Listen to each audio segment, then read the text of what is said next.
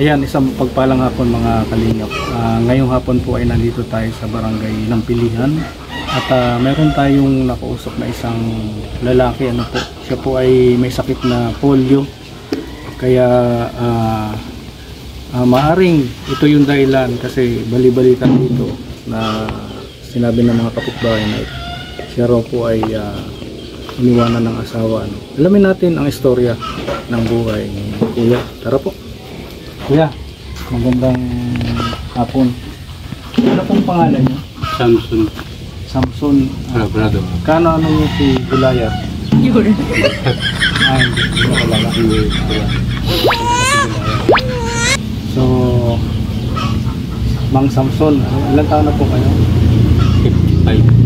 55. Sabi po nung kapitbahay niyo, iniwan daw kayo ng asawa niyo.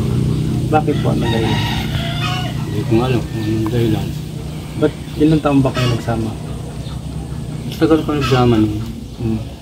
Nagkaroon kami yung tangahin namin yung like grade Grade 2. So, ibig sabihin, polio ka daw po? 2. Polio. Kailan po kayo nagka-polio? Hindi ko na lang kuhan.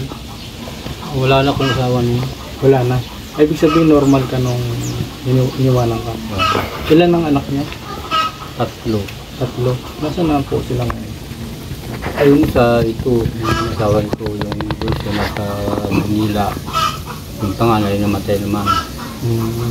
Pinaaral nung tiyahin, nakapagsiman. Kasi ang sakay lang sa barko, yun, nagkaroon ng problema, namatay. Sa barko namatay. Hindi, dito na. Dito na. So, anong kinakabuhay mo ngayon? Wala. Wala. Sino nagpapakain sa'yo? Ayun, ako lang din, kung doon ka lang yung sisikap para makakuha ng pagkain. Aray. Anong masasabi mo dun sa asawa mo nang iwan? Ito ba sa mga babasahe kong lalaki? Paano mo magsabing si mama na ano ba? Ay, nung nandito pa lang yun, ito lang, maraming naging lalaki talaga. Nandito pa lang siya. Kung saan May pruweba ka sorry ba na? na nakita mo Oo, may tano. naaktuhan mo siya. Kita naman. Kahit sino magsabi ko, na ganun yun. Talagang meron talaga. Gaano kasakit yun kuya? Bilang sa lalaki mo gano'n. Para sa akin, talagang hindi bastang inabot ko na ako doon. Problema, talagang sakit sa loob sa mga paglalaki. May pumasok ba sa isip mo na saktan mo sila? Kasi Ay, hindi. Wala ako noon. hindi ka nakaisip ng gano'n. Ayan, yung ganito, kung doon ang gusto niya, doon siya. Yan gusto niya. Alam mo magtita pa sa akin. Napakahirap noon yung nalalaman mo na nalalaki yung asawa mo tapos katabi mo sa gabi. Sa akin wala man ako magagay. Yung ko na.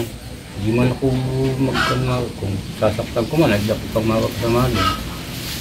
So, Kaya pinabayan ko na lang. pero kinukumpronta mo siya Kinukumpronta ka na. na, oy, ikaw ang nalalaki ka. Ginaganon mo siya. Ay, di. Nagwawalang kibo ka na lang. Kung pinakakuha ko na lang. Kung ito kay parang kumari, hindi ko alam ganun. Pero alam ko mga ginagawa. Paano mo nalalaman? Ay sa akin, sa naman na. Alam ko na. Ito pala. Baka naman selos yan, kuya. Ay, Nala. Naaktuhan mo talaga. oo. Yung ganun-ganun, sige, wala sa May minsan na naaktuhan mo. Pwede bang i-share mo kung paano mo naaktuhan? ay nung kasalo ko yan na ako nagsisilbis ng lobo noon. Kaya ako gabi ako naas dito, mga alas 5. Ano sabi ito sa akin mga kapatid ko naman, ay sino yung lalaking kasama dyan ni Irma? Wala yun dyan, hindi ko sagot niya. Ay ginapalan ko yung kumpare nga, paring. Hindi, sabi ko sa kanya, ang palang tako'y alam na ninyo yan. Dapat sinabi mo sa akin nung nandito para maintig ako doon sa lalaki. Hindi ko nang sa iyo sinabi. Pagka kung anong gawin mo, ay kako sa akin, wala yung di masasaktan. Hindi talagang gusto ko doon sa lalaki. Kaya itong ko, napalan ko na kami itong kumpare dito. Kasi Ewan ko natin ngayon. Kano sila, sino ba sinamahan niya? Taga Manila. Nandito siya nung umalis siya, sumama sa lalaki. Hindi ko sa nila. After nun, ano nang nangyari sa buhay mo? Ano, kakon ako, nag-inom lang ako. Para makalimot. Gaano katagal ka minom? Matagal na ako lang ko niyo. Saka tipong huli na pagkalang ko na ako, tigil kong pag-inom. Walang kinabukasan yan. Tinigil mo rin. Tapos natanggap mo na sumama yung asawa mo sa iba. Sabay tinigil mo na yung pag-inom. Ayo, sabi kung magpaparainom ako, wala mong kinabukasan, masisira lang ang buhay. Oo. Kuminto na. Hanap buhay ka na lang. Saka na kung makatrabaho ganun. So ngayon, Kuya Samson, kung may kailangan kang tulong, ano bang tulong ang kailangan mo para makasama natin? Tulong sa Kabuhayan mo araw-araw. kung ko'y tama sa gatutan, may mga kailangan ako. Kaya lang, sapat na. Dapat na. Kailangan kung dapat buhay na kung yun. So, hindi ka na nakakapagtrabaho dahil sabi mo, polio ka na. Nakakapag-utay-utay pa rin. Unti-unti. Nakatrabaho ko, 2 araw. Pagkatapos, saka nung magpatrabaho, ang pahinga ka muna dahil hindi ka pagkagat ng trabaho. Lagi kang napupera. Nagpipresent ako, wala man tumatanggap. Dahil yung gato nga eh. Pakahirap din ang sitwasyon. Ano? Ay, mga trabaho. Kung may magbibigay kang magandang advice sa mga naiwanan ng asawa, ano bang ituturo mo sa kanila na wag nang gayahin ka, na wag nang manakit o Ayo, yan nyo lang nga kung nanakit sa mga asawa ngayon. Dahil ako tagang siguro, hindi ako nanakit sa asawa ko ay. Wala ito kung manakit ako, wala ito ko. sa tingin mo kuya, baka may dahilan kung bakit ka iniwanan? Wala nung dahil akong kasalo ko yun eh. Pumunta ko lang gano'n, nagmamakin ako noon. Pagdating ko lang hapon, wala na, umalis na. Sabi nga naman nangyari, wala mo kang pinagawain nung gab. Ang ganda-ganda nung pagkasama namin. Kaya ang nangyari ko pa gano'n. Tumama na sa iba. Diba? Yan. Yung mga pagtatagal ko ay, yung nangyari pagtagal, hindi naman pinag-awagan. Hindi mo kami nag-awan. Hindi ko ba't mag-awagan gano'n. So, ano pangalan niya kuya?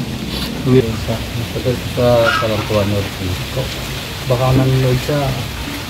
Kausapin mo. Hindi ko na yung kanya. Baka mapanood niya to. Wilma. Hindi na ako nagkapan. Hindi ka na nag-ano. Pero hanggang ngayon masakit pa rin. Wala na. Wala na. Pag napunta rin ko, kahit kami, pag nabis natin sa anak, kung bumibisi sa, wala lang sa Dumadalang. kung ang dalaw rin kung hindi ko So, yun na lang, no? Okay. Advice na lang, no, na gayahin natin si Kuya Samson na kung ano man ang choice ng asawa natin, choice niya yun, no? Hindi natin mapipigilan. Ligoy na lang, no? Harapin mo na lang yung bagong buhay mo, no? Kuya Samson, may bibigay ako sa yung bigas. Pasensya ka na. Pagbalik na lang. Pagbalik na lang at Maraming salamat. oo. Pagbalik, babalikan kita, ha? Okay, babalik naman dito. Maraming salamat, Kuya Samson. Salamat.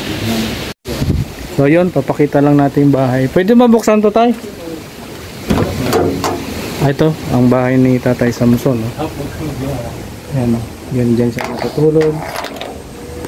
Hindi ba ano dito, tumatagos ang ulan, tay?